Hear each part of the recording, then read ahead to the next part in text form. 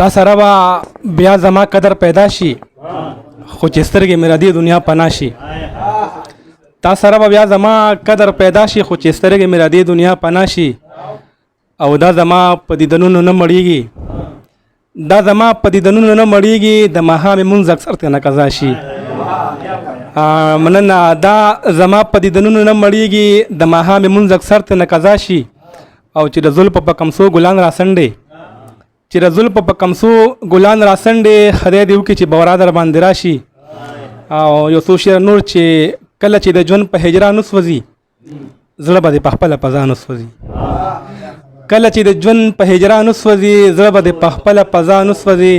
ماته چې معیار په مینه وګوري، ماته چې معیار په مینه وګوري، خوا کې زما ټول رقیبان وسوځي. او بل چې د بارودو سره ورونه شي، بل چې د بارودو سره ورونه شي، ګل غونته ښایسته انسانان وسوځي.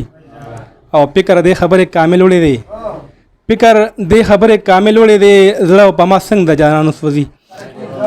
بدر صاحب یو نظم دی وایي چې هغه سړي د سړیتوب په لار قدم هیری، هغه چې کلي کې ترې لویو وړو تېښته کوله، هغه په زوره چې د خلکو نه مالونه خوړل، هغه په لاکو د روپۍ چې مرګونه کول، هغه سړي د سړیتوب په لار قدم هیری.